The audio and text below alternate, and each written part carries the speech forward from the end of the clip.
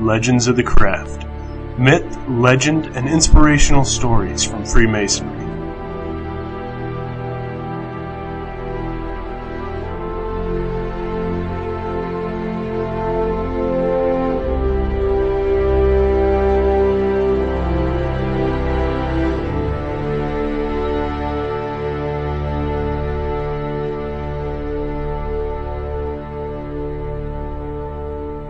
Today we will tell a Masonic legend that all Masons should know, but few have heard. Let us go back thousands of years to the land of Israel.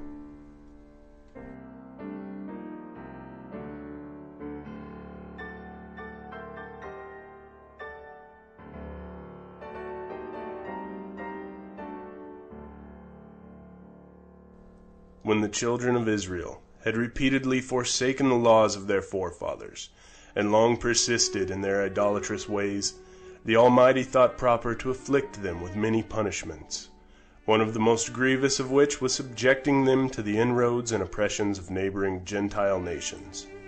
When, however, the people repented of their idolatry and humbled themselves before the true God, he never failed to raise them up a champion and deliverer. There lived in Israel a man of repute whose name was Gilead, and who had many sons, but one in particular called Jeptha, whom he had by a harlot.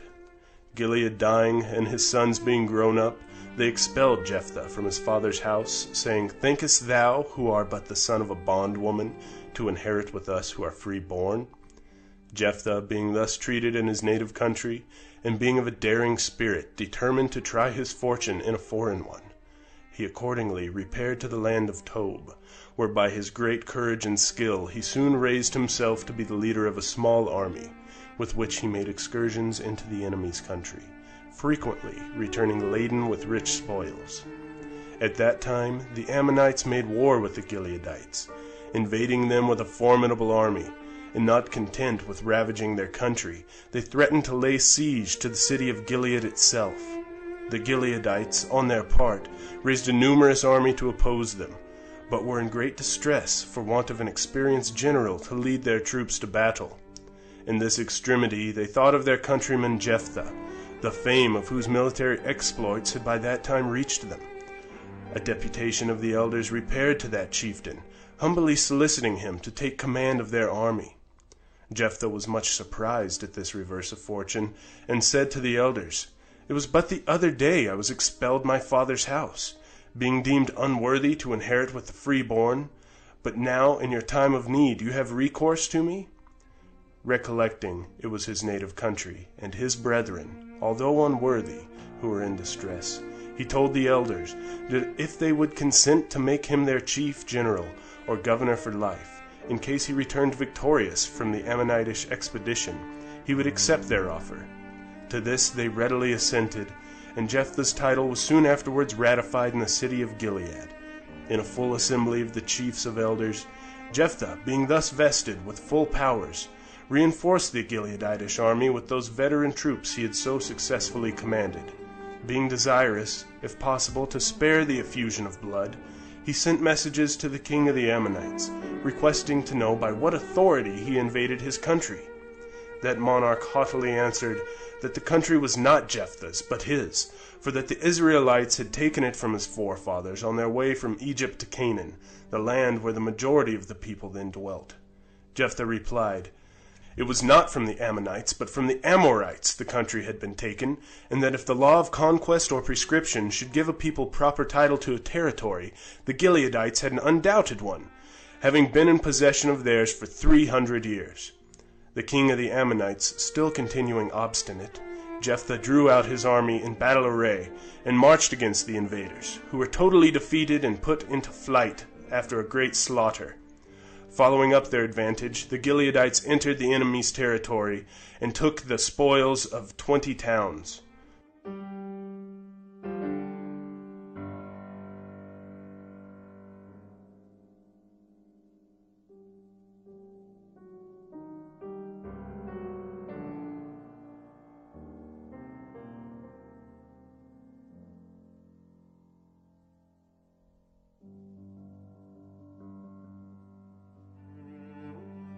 On his return, Jephthah met with great harassment from his neighbors the Ephraimites, who had crossed the river Jordan in a hostile manner.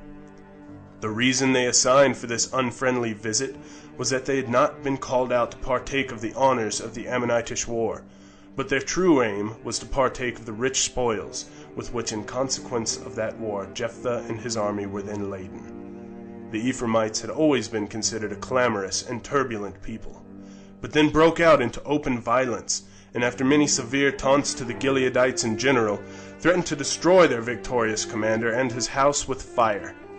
Jephthah, on his part, tried all lenient means to appease them, but finding these ineffectual, had recourse to rigorous ones. He therefore drew out his army, and gave the Ephraimites battle, defeated and put them into flight.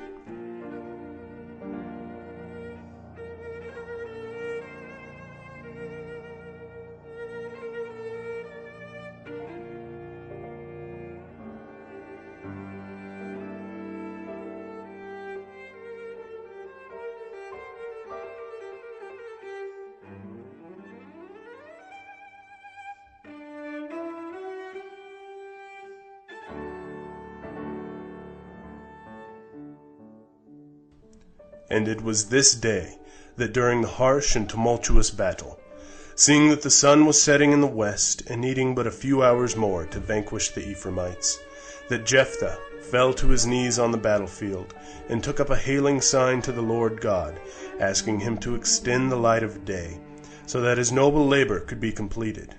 And being righteous in his request, the Lord granted him the light of day. Now to render his victory decisive, and to secure himself from like harassment in the future, he sent detachments of his army to secure the passages of the river Jordan, over which he knew the insurgents must of necessity attempt to go in order to regain their own country, giving strict orders to his guards that if a fugitive came that way, owning himself an Ephraimite, he should be immediately slain. But if he said no, he was not an Ephraimite, that a test word should be put to him. If they could not pronounce this word, they would be slain. Now the Ephraimites, from a defect in their peculiar dialect, could not pronounce this word properly. It was pronounced with a small variation, which gave them away as Ephraimites immediately, and cost them their lives.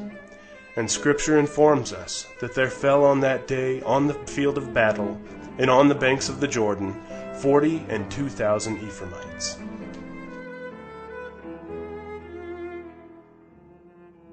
That's an amazing story, Brother Bungie. It's one of my favorites. It's absolutely one of my favorites. You know, and when I had joined Freemasonry and gone through the various degrees, this is not one that is directly told to you in Freemasonry. You sort of have to uncover it by doing some research, you know, diving into some book reading, and really understanding the Old Testament. But this is the fabric of Freemasonry, and many Freemasons don't even know it themselves. It's a great example of going forth and educating yourself, using the tools that Masonry gives you to discover the truth behind it. It's a perfect example because it's relatively easy to find, but you do have to look for it. It's not hidden. It's not. There's no personal interpretation to it. It's there. It's there for you, but you do have to look for it a little bit. And it's a great example of how Masonry points you in the direction that you need to be pointed to discover these great things. Freemasonry doesn't have a textbook, unless you consider Freemasonry for Dummies, which I haven't personally read. But besides that, it's not something you can just look up everything and just read it. You have to discover it. And like Brother Bungie says, it's not hidden. You just have to put some work into it. Freemasonry is not going to spill it out for you on a plate. You have to go and discover the truths of Freemasonry. And this tale of Jephthah in ancient Israel is an amazing story to depict various aspects of how we should treat ourselves, how we should treat others, and in general, when people deserve things, how they should obtain those things, and when people don't deserve things, how they shouldn't be given those things. The story, it starts out with Jephthah being born of a harlot. He was born of a concubine. He wasn't born of the noble mother that the rest of his brothers were born of. And because of that, he was exiled from his land And but this didn't distress him as much as it would distress the rest of us. I'm sure it was an extremely distressing time for him, but he didn't lay down and die. He went forth to the outskirts of Israel and showed his worth, showed his merit and ability, and formed his own army, and went on conquest and was extremely successful as a general of this small army. What is Freemasonry, especially the lessons of the second degree, but that of merit and ability? It is people get what they deserve, and you have to work for that. You can't just show up with open hands expecting to get a reward or payment or a title because you have a certain name. Exactly. Nobody owes anyone anything, and nobody owed Jeptha anything at that time. But he went forth and he made a name of himself, and through his labor, then the Gileads owed him something. They owed him the honor that they took away from him in the beginning. Because of his merit and ability, he was recognized as a great general, as a great leader. It no longer mattered to them who his mother was. He had the abilities that they required to keep themselves alive. This sort of reminds me of some of the lessons of the York Rite degrees. You have to do what you have to do, whether it is work that is accepted or work that is rejected. And through doing what you have to do in life, you will ultimately receive recognition for your deeds. Maybe not now, maybe not in a few days or years, it may take decades, and it may not be even to your death, but all true labor is rewarded in the end. Absolutely. And that's just one of the aspects of that story.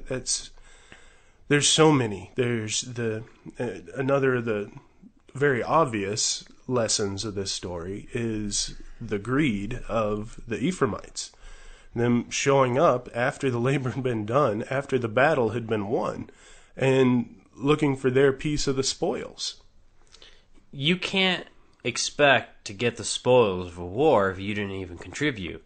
And according to the story, Jephthah had asked the Ephraimites to enter the war against the Ammonites and assist him, and they had declined. But they showed up at the last moment as Jephthah was returning home with the spoils to say, hey, where's our part of these spoils?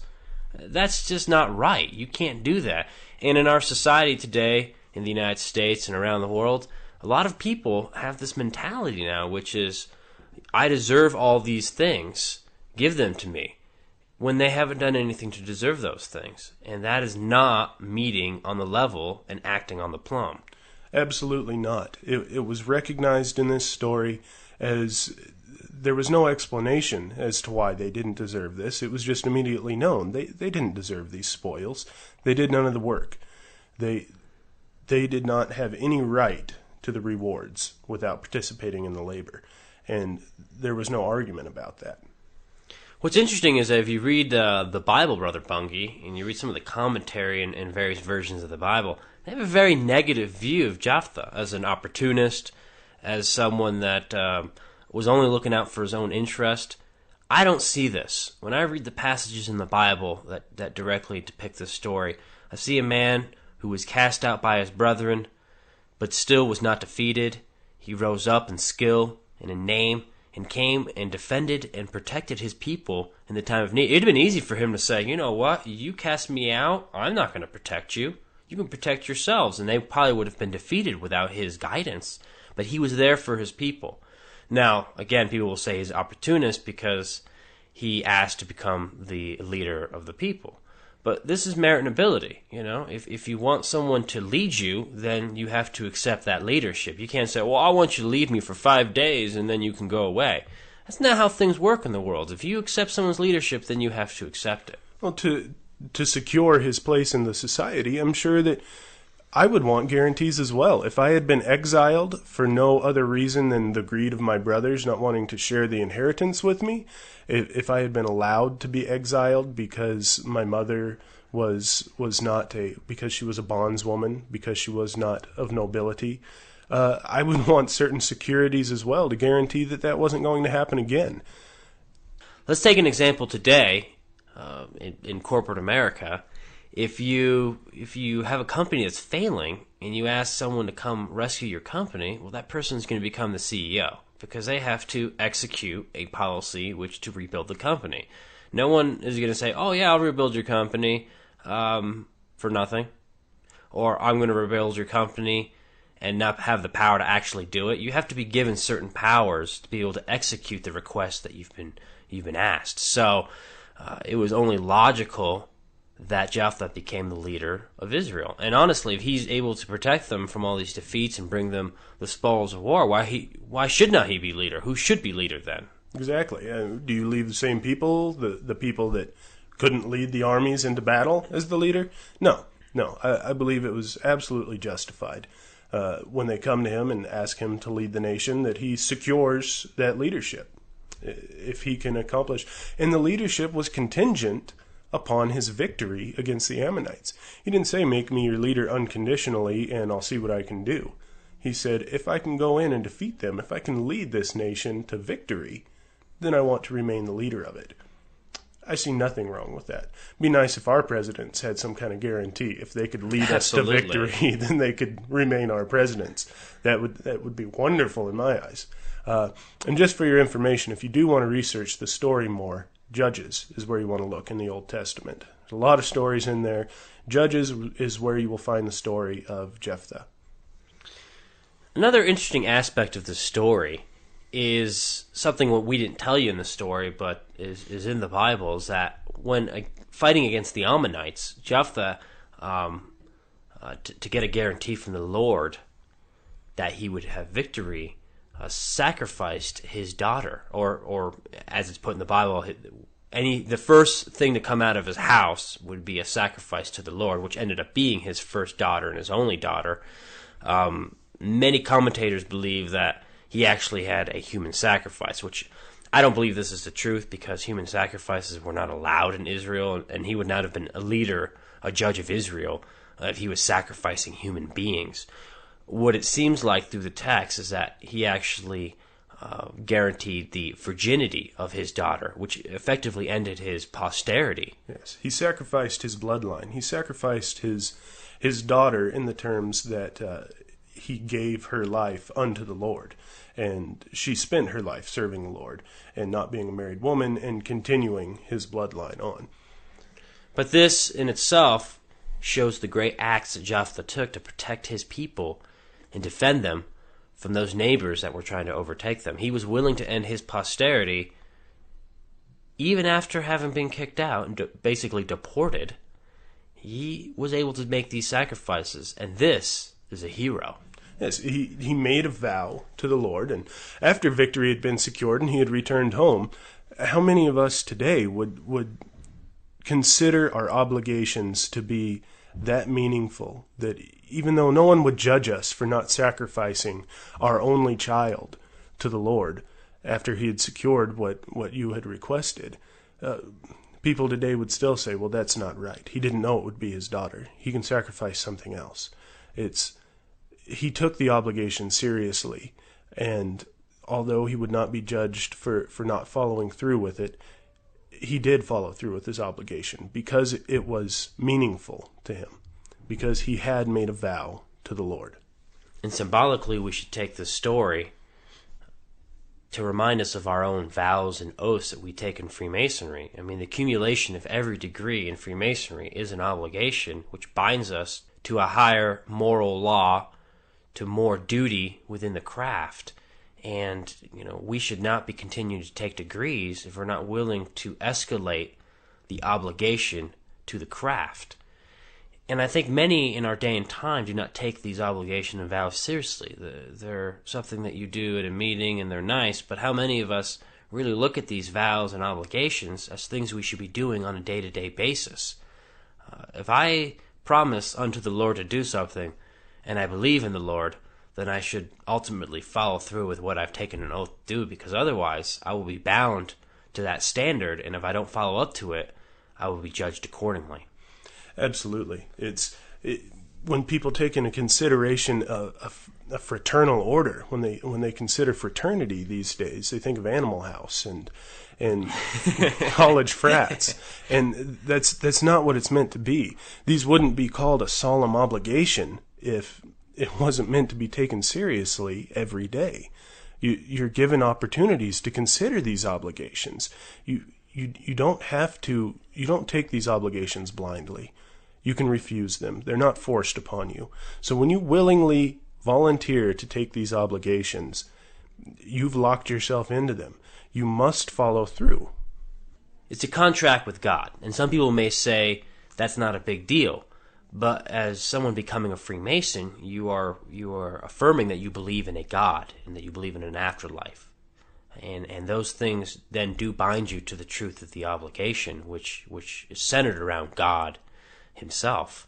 So we should follow the course of Jephthah and maintain our vow to the utmost, and never think that they are too symbolic or they're something that are fluid. They are static.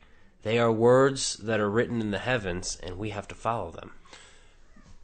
And following through another aspect of this story, which we touched upon but didn't really elaborate on, is the Ephraimites coming to claim things they didn't work for.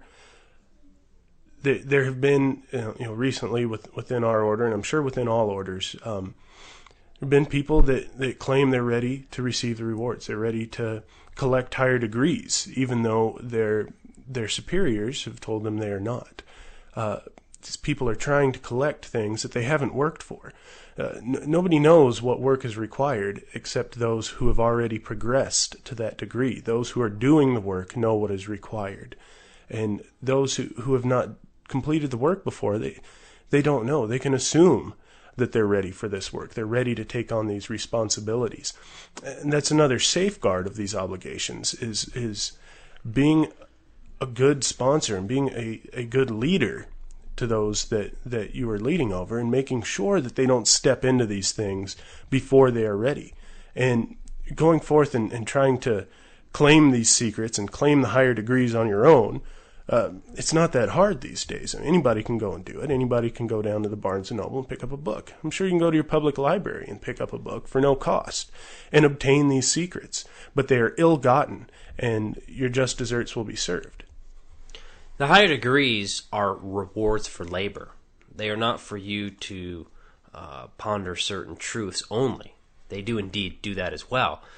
But as you progress, at least, and this is in terms of Co-Masonry, but degrees are given by merit and ability truly in our order.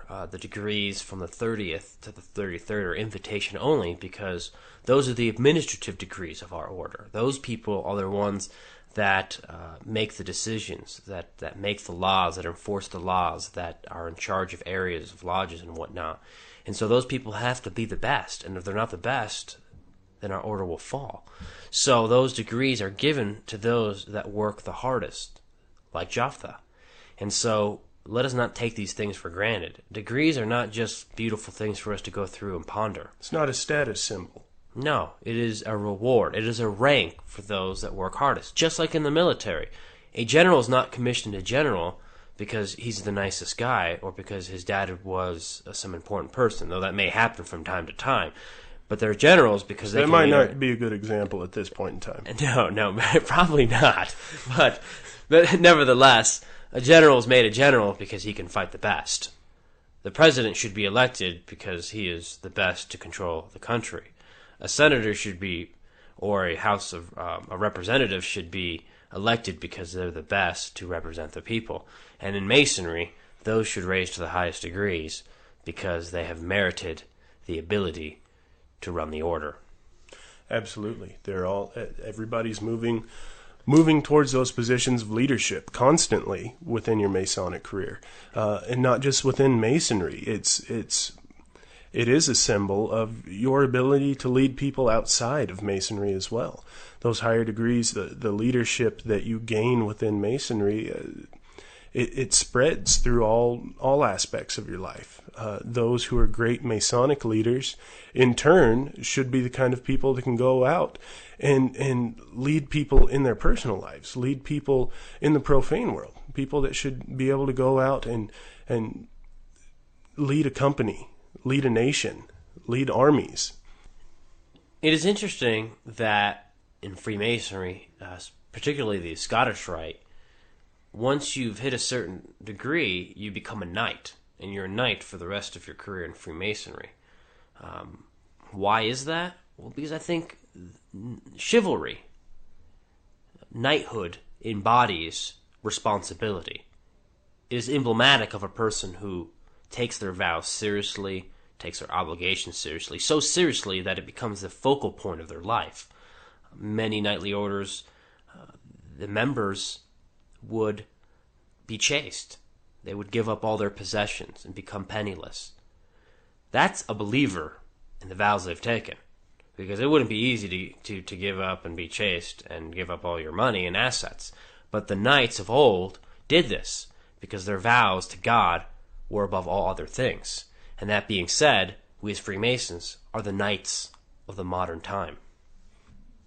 Now, speaking of knights and vows to the Lord, let's talk about when Jephthah dropped to his knees amidst this battle. This raging battle is going on, and he took the time to drop to his knees in prayer and request more daylight so that he could accomplish his mission. And this is the end of a bloody battle. He'd been fighting all day long. His people are tired. Their motivation has to be down, but he just wants to be able to finish the job that he started there. But he doesn't have enough daylight to complete it. So he doesn't whine about it and he doesn't sulk about it. He drops to his knees and he prays to God to have a little more time, a little more light of day to accomplish this task. And it is a righteous request. He didn't ask for more power. He did it on his own merit and ability. He only requested something that he had no control over. He could not control the light of day. So he asked for a little bit of help in that area that he could not control, what was outside of what could be accomplished through his own hard work.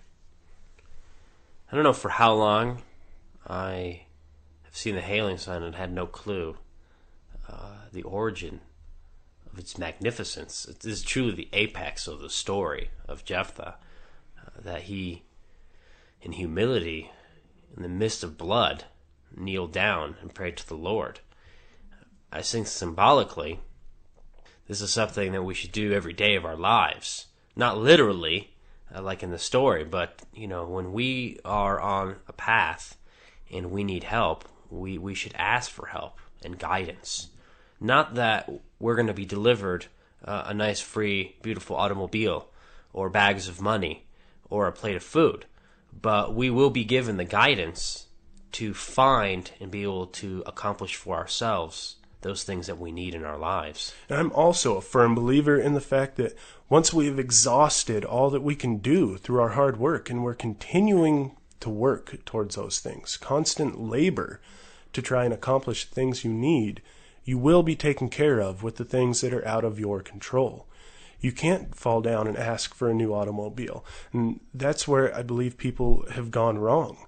They've asked for things that should be within their control to achieve on their own. You can't ask for success because you should be able to achieve that on your own. You can't ask for more money because that is achievable. That is within your power to achieve. But those things that are out of your power to achieve, that is where, through your faith and through your own righteousness and through exhausting all that you can do to achieve those things, that is where your assistance lies. Sometimes you have to believe in a miracle, because there are situations in all our lives where things are completely out of our control, and we have to hope and pray for the best. And I think that by concentrating on prayer or meditation or whatever you may call it, great things can be accomplished. Constant works. That needs to be our focus, is the constant works. That is what is within our control. If you become disconcerted about a task before you even begin it, because there are so many items which are out of your control, you don't think that the task can be accomplishable, then of course you will receive no help. You won't accomplish that task. Until you've put forth the effort and you've put forth the work and you've done everything you can to make it happen, you will receive no assistance. But be assured that when you do put forth that effort, the assistance will come. The three great tenets of Freemasonry are hope, faith, and charity. In that order, because first you have to have hope that you can accomplish a task. Then, by having hope, you will gain a faith in your ability. And then, charity. In charity, we can kind of use a different word. We can use service. It's the same thing, really. They're interchangeable. So, after acquiring hope and then obtaining a faith within yourself, you can accomplish the service or charity to accomplish the task. And Jephthah was performing a service and doing a charity to the people of Gilead. He got some reward for it. He was the leader of their people. He became a judge of Israel. But he also saved Gilead from defeat. He saved these people. He went forth and served the people. And it goes to show there is no reason that you cannot gain from these things. You don't have to be penniless and poor and homeless to go out and serve fellow man. You can achieve great things for yourself at the same time, but you can't lose sight of the fact that you need to serve your fellow man. That needs to come first and foremost, and any gains that you can make from it should not be the focal point of that either. Jephthah did not want harassment from this enemy anymore, didn't want his people to be concerned with the Ephraimites coming and harassing them. I'm sure he could protect his house from being burned down with them. He was in control of the army. He could station troops. He would have been fine, but it wouldn't have stopped the harassment of his land. So he had to defeat the entire army of the Ephraimites. He had to remove them because they had shown themselves to be an untrustworthy people. Many people look at this story and view the bloodshed as unnecessary, or that view Jephthah as a violent person. And I disagree with this. He did his duty. We all have our duty in life. Some are warriors, some are administrators, some are priests, some are devotees. We all have a skill and a duty to accomplish in this life, and that doesn't mean that one is wrong or one is right. It just is what you have to do. And I'm going to go to the east just for a moment, and it's interesting because in India, in the Mahabharata, in the section of the Mahabharata, you have the Bhagavad Gita, which is the epic tale or the conversation between Krishna, God, and Arjuna, a warrior. And Arjuna is commanded by Krishna to go kill his brothers who have become evil and must perish. And Arjuna is hesitant. These are my brothers. These are my fellow man. I cannot kill them. And Krishna stops him and says, no, you will do it because I have told you to do it. This is not something you're deciding. I have decided this. And you must do what must be done. And you must not think of the consequences. Righteousness is the only path. And the consequence of not completing the task at hand is failure. But we can't always be sulking about the outcome of a situation that it hurts certain people. There will always be situations in which people get hurt, and that is very unfortunate. But that is life. But each person has a duty to accomplish what they must accomplish. A police officer at times may have to shoot someone. A Marine or someone in the Air Force is going to have to kill someone to defend their country. This is very unfortunate, but it is the necessity of our society that demands these things. And it's not for the individual soldier or the police officer to determine if this war is right or not. They have a duty to accomplish. So accomplish the duty that has been given to you. It is the right, living in a democratic society as we are, it is our right to determine when things are right and when they're wrong, but there is a due process for these things. There is a time when it is not yours to ask why. It is not yours to ask why you must do these things. Sometimes when you are directed from a higher power, whether it's a government official that you have appointed or it's the Lord God himself, you must simply do these things with a faith that the outcome will be favorable.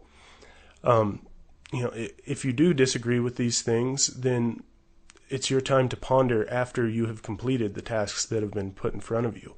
If you disagree with the way things have come out, then you need to change them. But what is necessary to accomplish at this point in time cannot be ignored. And of course, in our society, we have the freedom to choose whether to be in the army or to be a police officer. But if you choose to be in those positions, when you're accepting the outcome of the decision you've made, and so then you are now obedient to certain people to accomplish certain tasks, and then you must reflect afterward on whether those were good or bad, or like Brother Buggy says. But by accepting those positions, there is a duty, and you must accomplish that duty. And I think one of the most important mottos of Freemasonry is do your duty no matter the consequence. Well, thank you for listening to this month's episode of Legends of the Craft. It's been great to hear all the input that you guys have been giving us, and we've had a lot of people downloading the podcast, which is just wonderful. Yeah, we've been very pleasantly surprised by the response out there. We definitely weren't expecting as many of you to find our show as quickly as you did, and to enjoy it as much as you have. And thanks for all of your support out there. Next month, we're going to be talking about some of our brethren who were the liberators of South America. It's one of those stories, again, that a lot of people don't know, and hopefully you'll be able to learn something, as we will, as we research the subject. We've also gotten a new domain name, MasonicLegends.org. Please check it out. We'll have eventually transcripts and additional information on our episodes, a place for you guys to post comments and contact us. And if you want to, send us an email. We'd love to hear from you on suggestions for our show, comments, anything you want to tell us. We want to hear it, negative or positive. So send us an email to info@MasonicLegends.org.